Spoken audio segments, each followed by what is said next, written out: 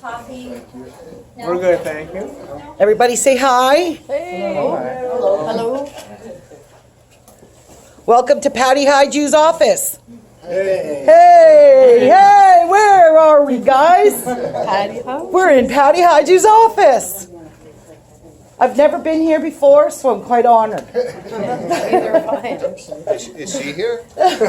No, she's sitting not in the here. House of Commons. We were watching We're her here on, to on TV make today. a position clear that we're not particularly happy.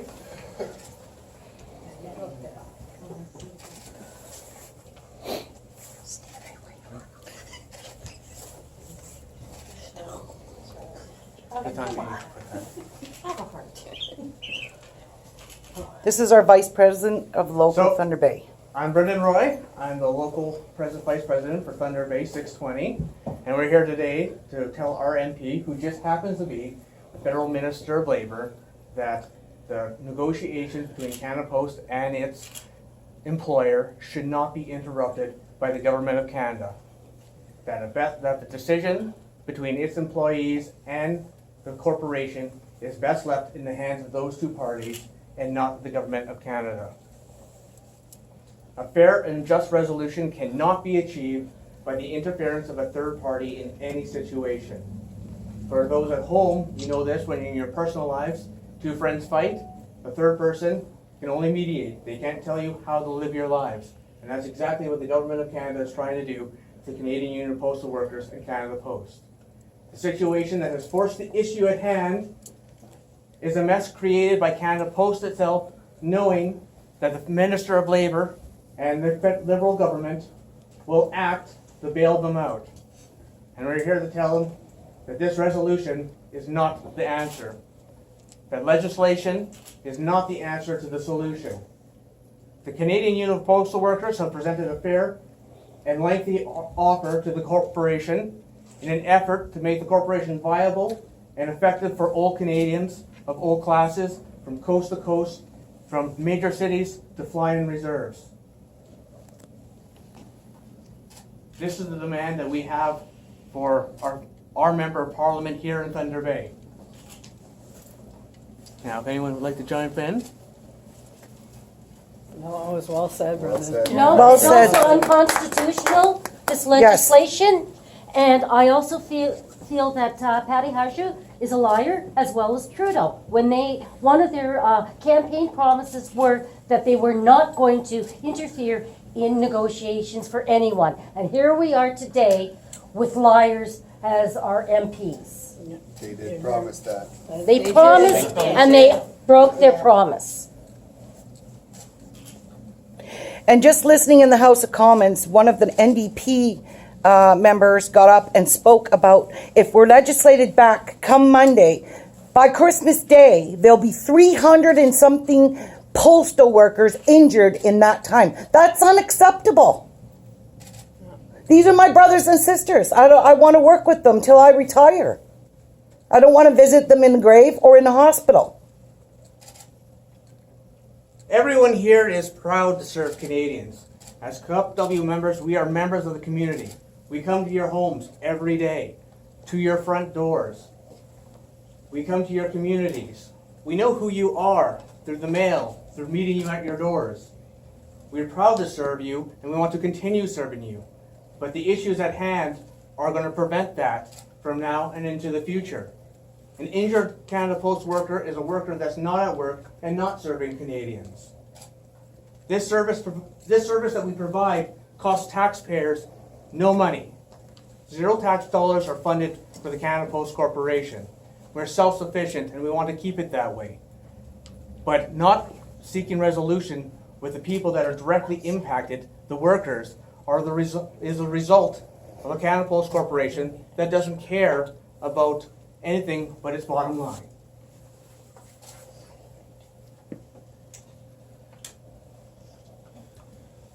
Well said, brother. This issue is not a new issue. Those of us that have worked for Canada Post for a number of years, this is a common theme. By putting back to work legislation, you're only putting a Band-Aid on a major sore. That doesn't solve the problem. when the contract comes up again next time, if nothing is done, we'll be right back in the same situation we are now. We need solutions to the problems. We don't need legislation to say, well, go back to work. The sad part is the Minister of Labor is putting the parcels before our health. The parcels are more important to deliver than us standing there being healthy and uninjured. We can deliver those parcels. But when we're injured, we're not delivering them. The day, if you get injured on the job, the route doesn't get delivered, it gets delivered the next day. So there's a delay in your mail because we got injured on the job. Nobody's going to come and take your mail out. It sits there till the next day till they find someone that can do that route. It sat there more than a day. And it has come to, when I was in a motor vehicle accident on my route, my mail sat for an entire week. No mail went out. When my mother passed away, I took bereavement leave. I came back a week and a half later. My mail was still sitting there. From the day my mother passed away, I came back to all my mail. I walked out and it got delivered by someone else, not me. Things have to change where we work. I've been an RSMC. I was a contractor for 33 years with this corporation. I've seen everything. I've grown with these people. Her along with me. Oh, yes. We've grown with these brothers and sisters. We know our job is the same as theirs. We do just as much work and they work harder because they have to carry bags up and down stairs. I don't think I could do that. Physically, I could not do that. Carry bags on my shoulder and go up and down stairs every day. I tried it when I moved to Listowel and I couldn't do it. And as you can see, as the president, or the vice president, and former presidents and other members of our executive, we don't need to speak on behalf of everyone. Everyone here has a voice and have their grievances and concerns that need to be addressed. And this is how we're doing it, through a negotiated process. These voices are being silenced by a government of Canada that has championed the constitutional rights of all Canadians and simply has decided to turn its back on Cup W. One of the first acts of this government was to protect the rights of Canadians that had been abused abroad, and resulted in a $10 million settlement because those constitutional rights were violated. Here we are today, about to have our constitutional rights violated, which were upheld by the Supreme Court of Canada by that very same government. A government that has crossed this country making apologies for historic wrongs. And although those wrongs are justly apologized for, it's best not to make the wrong in the first place so you don't have to apologize for it later. And here we are today with the opportunity to prevent an apology for a government of Canada's bad decision.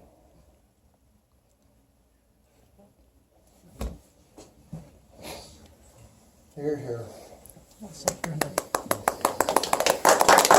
Good job, Brandon. CPC had 10 months to negotiate. They chose until late in the game to start saying something. Yeah. Yeah. And they waited right. and they waited because they knew that someone was going to come rescue them. And sure enough, somebody came and rescued them.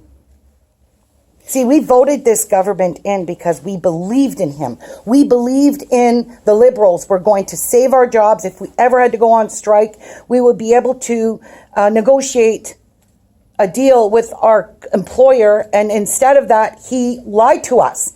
He lied to us to get his votes. I can guarantee you that he's lost about 50,000 votes. Just the employees alone, not to mention all the unions throughout Canada, which is what, 10 million? There goes 10 millions of Liberals' votes for what they did to us today. And that's not a threat because that is a promise. Voted. Nobody's going to vote Liberal ever again, just like Conservatives. Liberals will be sitting over there with them and being their friends and explaining to each other what they did to this country. We're hurting. And they know we're hurting. We're all hurting. We work for free. I'm an RSMC. I get paid to work a Schedule A. My Schedule A says 5.2 hours a day is my job. And I'm supposed to deliver 33 PCIs, which is a personal contact item, to the door per week, and 5 sets of flyers per week. This week alone, I've done 9 sets of flyers. I've done 60-something parcels to the door. I'm only being paid for 5 sets of flyers. So I've done 4 sets of flyers for free, and all those 30-something parcels for free went to the door. How can you sit there and tell us that is fair to me? I'm not getting paid extra for that. And we don't get paid overtime. And we don't get paid overtime. So if I was to ad hoc, that, that wouldn't even, that's not even pensionable. It is not pensionable earnings, so I wouldn't even bother to do that. But let's explain ad hoc, what you mean Right. by ad hoc. Okay, you explain it. Your parcels? I'd rather that you explain for you. An ad hoc is if we have to go beyond our Schedule A. So if you have to go on a detour, you have to put in ad hoc to get paid. But these ad hoc payments, they pay you only so much. So you get paid $1 per parcel and 43 cents per kilometer, or 45 cents, whatever it is. But the reality of it is we do not get paid for our drive time. So when we come to work in the morning and our SUV is full, packed, jammed to a point where it's unsafe, we still have to pack our vehicle to a point where you can't even see out the windows. We take our vehicle, we go empty it out, drive all around, do our route, come back because we are intimidated and told you have to come back and get a second trip. So therefore you have to submit an ad hoc for that. So when it's all said and done, you make $20 for 2 hours, because by the time you pay the gas and the beating on your vehicle and your time out there, you made $10 an hour. That's what it works out to. Less than minimum wage. Less than minimum wage. Now, another thing I want to bring up. Last year in October, Canada Post came up with a new formula on how they pay us on our daily wage. So in October of last year, I noticed my pay went down. Yes. And I went up to my supervisor and I'm like, what is this? And like, I don't know. I said, well, can you check it? Well, the person that they were going to get it, to look at it was off on holidays. And I thought, okay. So I kept on it. And then finally I printed off copies of my pay where it changed. And I said to my supervisor, I'm like, okay, look, last pay I made this. This pay, I have been red circled. And I'm like, what does this red circle mean? She didn't know. And I thought, okay, well, I'm going to investigate myself because I got nowhere with the help of my supervisors. To find out, anyway, I found out that my red circle pay meant because of their new formula, my pay went down, brought me below poverty, which means they had to pay me an extra $5 and something dollars a day to bring me up below that poverty level. My route has not changed. I've been on the same route for 11 years and I make less money today than I did 11 years ago. Now you explain that to me. It's all because of their new formula that they put in place last October. I fought and I argued with it, and the union at that time had told me, well, it's their new formula, and it's just nothing they can do. Mine went down. Nobody could do anything. So I make $5, and so it ended up now I have lost $3 and something a day because my pay, they only gave me $5 more. So they took away $8 something a day, paying me $5 more, still doesn't amount to what I had lost. And I've done nothing different. My job has not changed. My PCIs, my points of calls, my miles, nothing has changed, but my pay went down. So I make less money this year than I have ever made in this corporation when I started as an employee back in 2008. Shame. It is a shame. It is. It's a shame. And I'm one of the ones, and if anybody wants to see my pay stub, I'm willing to show it to you because it says red circle right on it, $5 something cents a day, because they brought me down below poverty, below that minimum wage. And then you just got another cut recently. Yes. Because they checked our routes out. Mm-hmm. Now, I've been doing the same route for a year. I did that route years ago, 25 years ago. Yeah. And now all of a sudden, the mileage has changed. I've lost 4.7 kilometers. Like, how do you do that? It's a shame. We are RSMCs. There's only actually the 3 of us here today representing the RSMCs, because the other ones are out doing their job and working and delivering their parcels and their mail like they should be, and their flyers. In fact, a lot of them even had Patty Hajdu flyers to deliver today. Go figure. She's slamming us in the face and we have to go deliver her flyers and smile. Yeah. That was a joke. And that was just like a kick in the face to us. from Patty Hajdu. So that's basically where it stands. We have rights. We have problems in this corporation where we're bullied, we're intimidated by supervisors. You don't do that, you're going to be disciplined. They even threaten us, be careful what you wish for. That's what one of my supervisors said to me 2 weeks ago. I was like, excuse me? Yeah. Be careful what you wish for? Who does that as an employer? These supervisors are also trained to intimidate and bully us. They are. They give you this scare tactic. So, you're going to lose your job.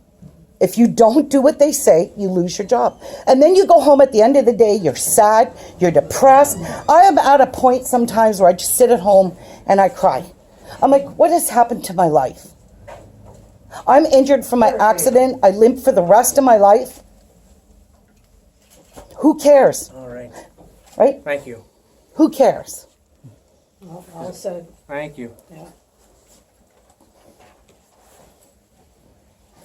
If, Patty Hajdu, if the government wanted to step in any way, they do have an avenue to do that. They can get on Canada Post. They can talk to Jessica McDonald. They can tell them, go to the table and actually listen to the union's proposals. That's what they can do. Legislation's not going to solve that. Legislation closes their ears and they will not hear it anymore. And it shuts us up and it stops us from using our freedom of speech and our right to strike. Amongst everyone. Do you guys have any specific questions you'd like to ask? Because all these people have grievances and with this. I've been recording. So if there's anything specific that you'd like to ask, and that goes for the office staff too, because she is right. In the middle of a labor dispute, and your government, your minister, your employer, has opted to contribute to a time of backlog and employment strife by issuing flyers that increase the letter carrier's daily burden, increases the RSMC's daily burden.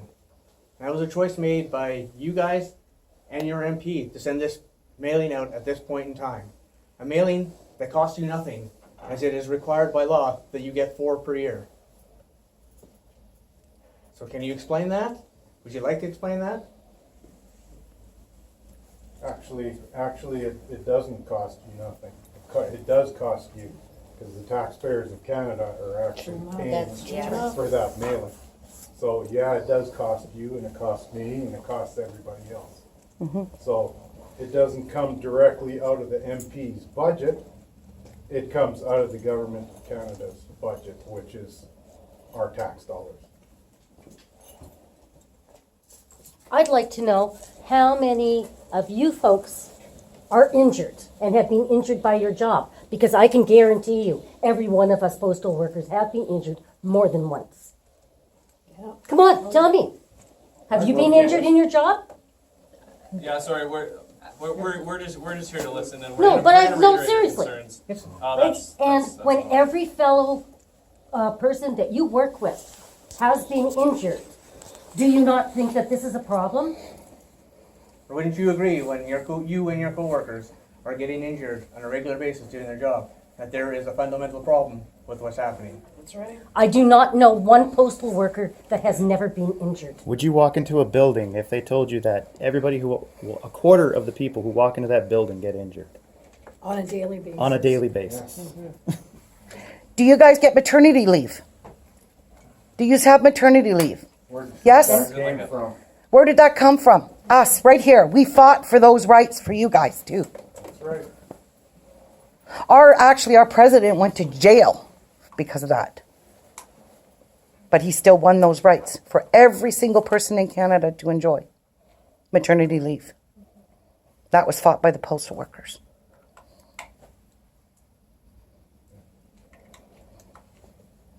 So today we're going to hang out for a while and make the point clear that we're not interested in this legislation. It's wrong. We are adamantly against it, and we will fight this to the very end with all the resources available to us to do so. And remember, like we said, we go to every door. We meet all your constituents, coast to coast. Every Canadian family is impacted by Canada Post.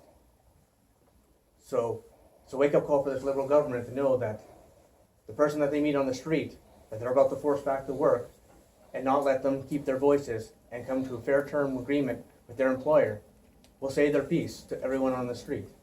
It is an election issue, and you have less than a year to go before voters make their next choice.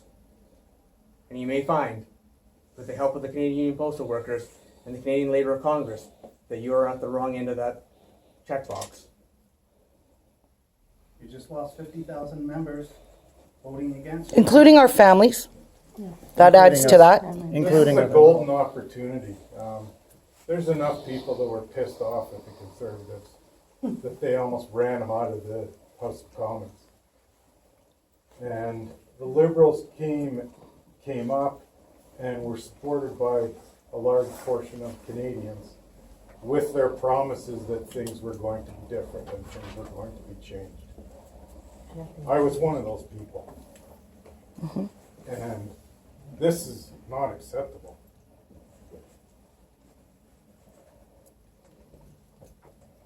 And if you think that Canadians think that we're in the wrong, I kind of dispute that.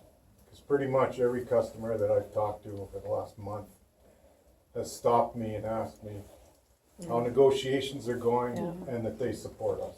Yeah, I don't think much of us ever ran into an irate customer at all No. through this whole This strike. time, no. No. Other times, Yeah. yeah.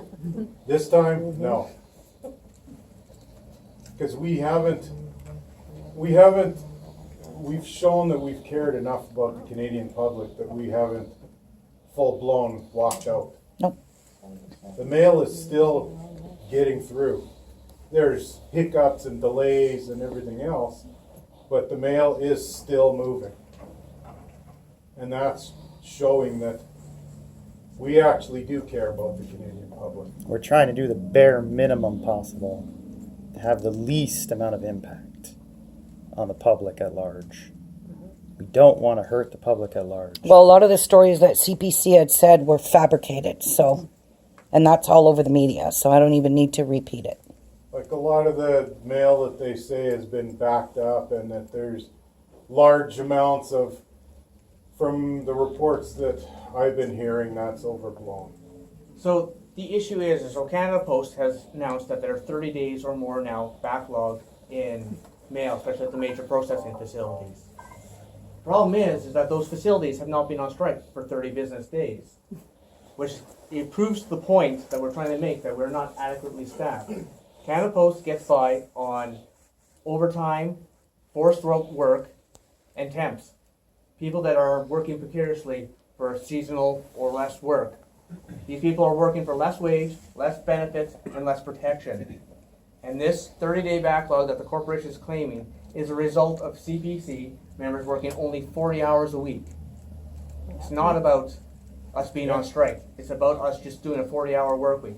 And there are simply not enough of us in 40-hour work weeks to get the job done. And who gave you the That's right. 40-hour work week? The labor And movement. just remember, those 40-hour work weeks also include all holidays being canceled. All leaves That's were true. canceled.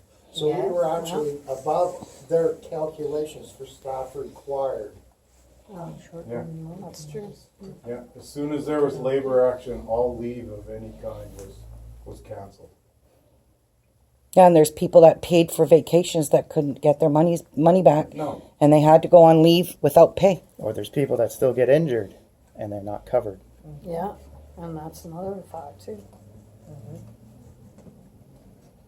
Well, thank you so much for coming. We'll certainly, you're certainly welcome to stay if that's what you plan on.